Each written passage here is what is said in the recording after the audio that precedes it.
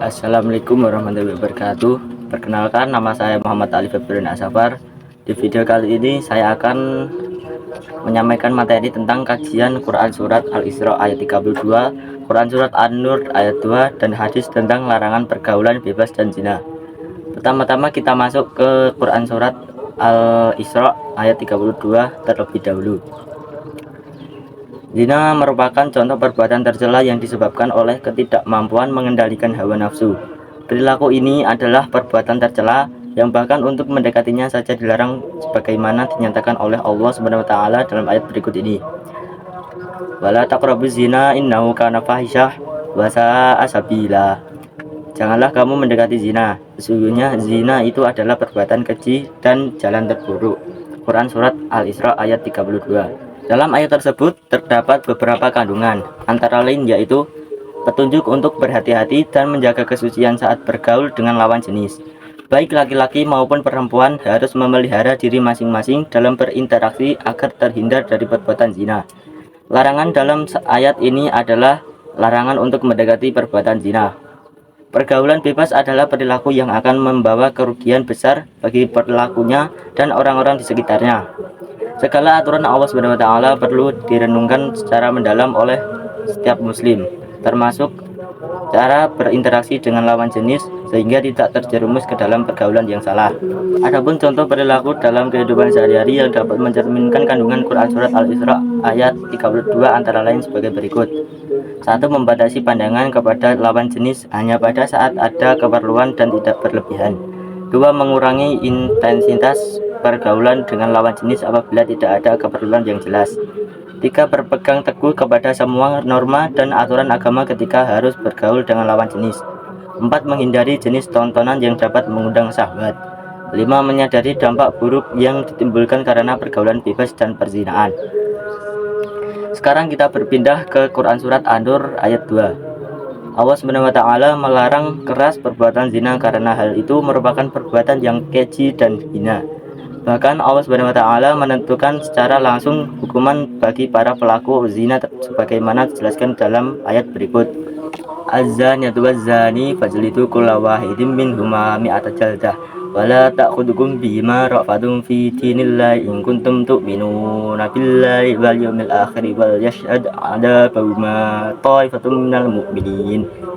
Pezina perempuan dan pezina laki-laki adalah masing-masing dari keduanya 100 kali, dan janganlah rasa belas kasihan kepada keduanya mencegah kamu untuk melaksanakan agama hukum Allah jika kamu beriman kepada Allah dan hari akhir.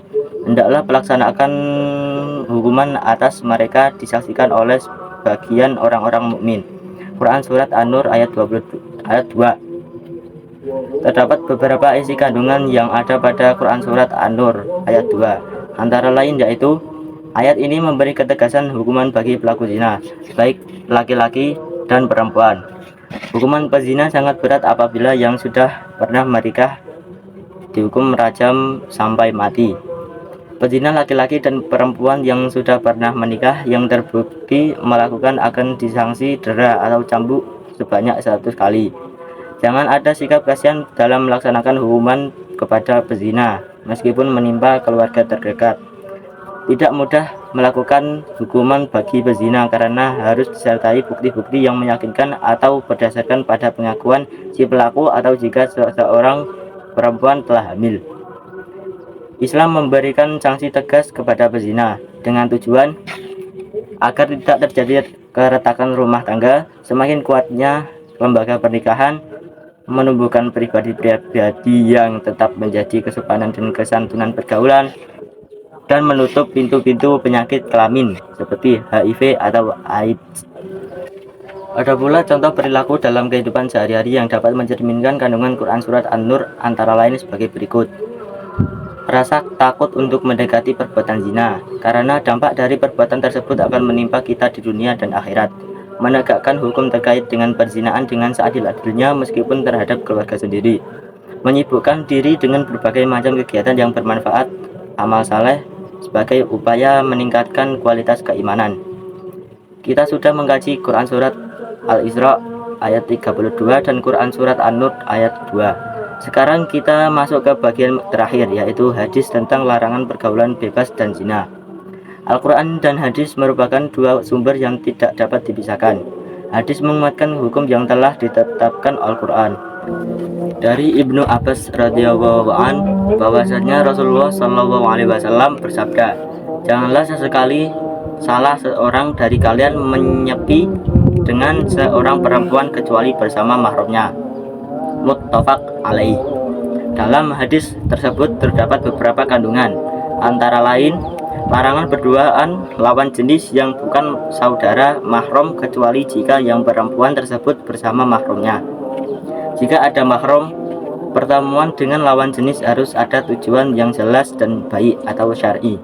Larangan Rasulullah Shallallahu alaihi wasallam yang begitu tegas adalah bentuk upaya preventif yang dalam istilah agama disebut dengan sad az-zari'ah, mencegah terjadinya maksiat. Kemaksiatan yang dihalangi dalam hal ini adalah terjadinya perzinaan. Di antara hajat atau keperluan yang membolehkan seseorang berkomunikasi dengan lawan jenis adalah proses belajar, mengajar, dan jual beli. Di antara contoh perilaku yang mencerminkan kandungan hadis tentang menjaga diri dari pergaulan bebas dan zina adalah sebagai berikut. Berusaha menjauhi pergaulan bebas kapan dan dimanapun, selalu berusaha untuk menjauhi berduaan dengan lawan jenis yang bukan mahram, menjaga adab islami jika ada keperluan dengan lawan jenis. Ya, tadi adalah kajian tentang Quran Surat Al-Isra ayat 32, Quran Surat An-Nur ayat 2, dan hadis tentang larangan pergaulan bebas dan zina. Itulah penampilan dari saya pamit.